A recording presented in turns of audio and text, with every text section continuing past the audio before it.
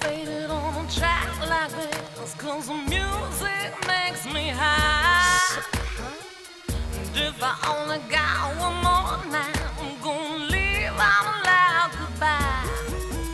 This gonna be the type of night they make movies. What up? What up? What up? It's your boy, Mr. Von. Mr. Von Channel Sweatbox. We back. We live. We active here on the channel. Yes, indeed. You know how we do. Still dodging those digital jabs, baby. And let's talk about The Last of Us. Episode, what we, 8? Is this 8? We got 19? No, 7. Episode 7. Because we got 8, 9 left. There's only 9 episodes. So yeah, episode 7. Left Behind.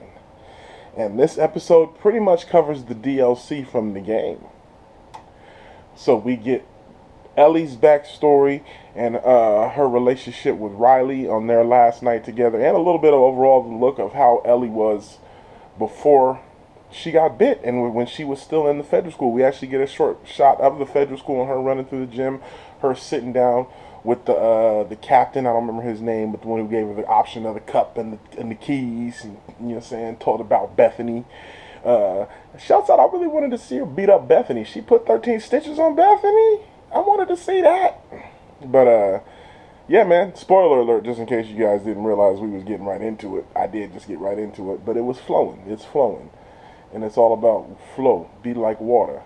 But, yeah, man, that whole, the opening with her back in, first of all, the real opening of showing how she got Joel into the house. Basically, she had the horse just drag Joel into the house. And, yeah, Joel's dying. He's bleeding badly, and he's telling her to leave. She's like, shut the fuck up, Joel. And, he's like, no, go to Tommy. Go north, find Tommy. I'm not gonna make it. And then you see her go, and, like, she looks like you think she's gonna leave. Obviously, they're playing it like you think she's gonna leave, and then she opens the door, and then, boom, it cuts to the flashback of her in federal school. And that's when we meet the whole Bethany situation and the whole cup key scenario. And then we really get the backstory when she's laying in her room and Riley comes back. And then Riley pretends to, you're saying, I think she put her mouth up, she put her hand over her mouth, because in the game, she pretended to bite her. And so she put her hand over her mouth, and Riley, and then Ellie pushes her off and pulls the knife on her. She's like, I thought that would be funnier. In my mind, I thought you'd love that, and saw you going. And then they get into it. She's like, where you been? She's been gone for like 3 weeks, 4 weeks, something like that. And I think in the game she was gone for like 45 days. I think she stayed. It's been like 45 days. I don't remember. I don't remember. It's been a long time. Yeah, the whole. First of all, let me really give props to Storm Reid, who has just been.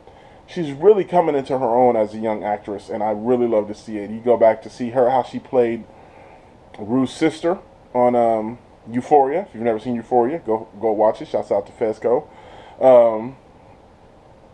Yeah, she played Rue's sister on that, and then she had the movie earlier with Nia Long. What was it? Missing, Searching, Looking, Dripping, Dipping, Riding, Slipping and Sliding, whatever it was. You know what I'm saying. It was a good movie, though.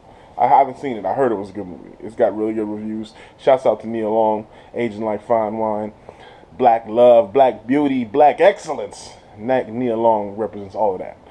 Storm Reid coming into her own, though. I went totally on a sidetrack with that, but Storm Reid really, really, really shines through as Riley in this episode.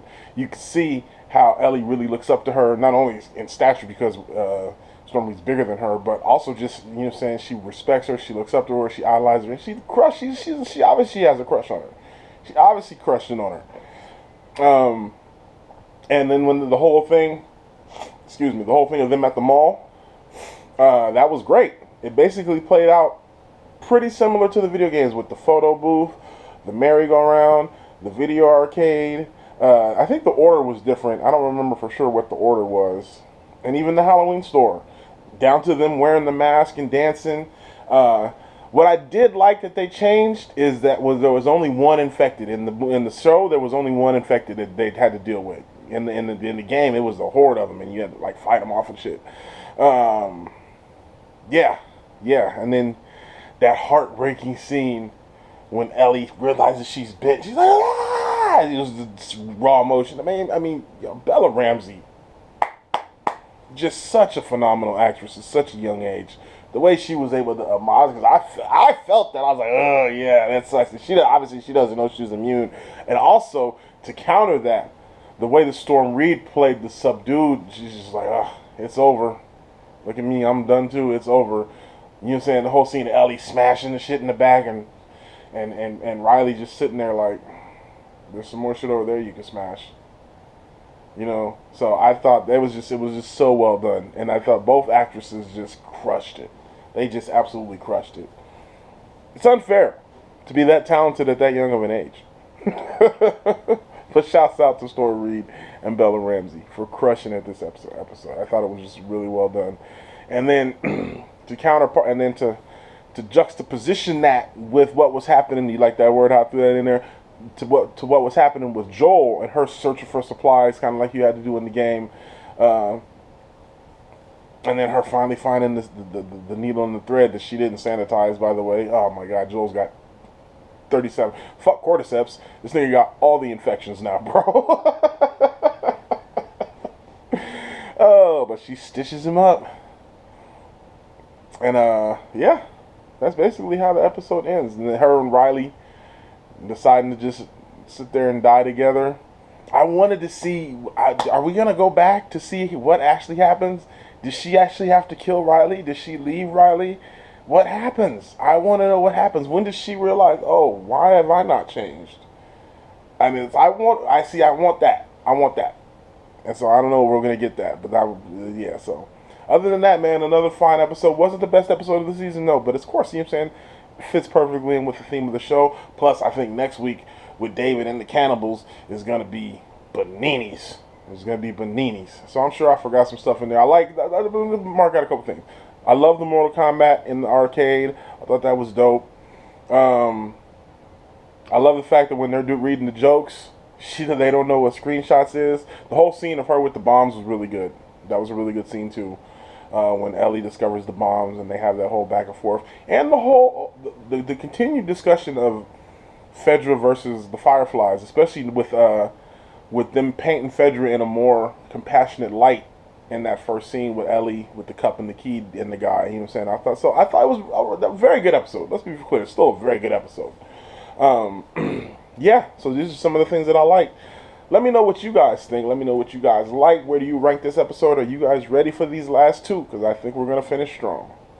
So let me know what you think. And until next time, make sure you like, share, subscribe. Click those notifications so you know when we upload, man. We always uploading something. Either here over the travel vlogs, you know what I'm saying? You never know what's happening on Mr. Von's channel, Sweatbox. So keep it locked. And until next time, you know how we do. Peace. 100, y'all. I'ma go to the ends with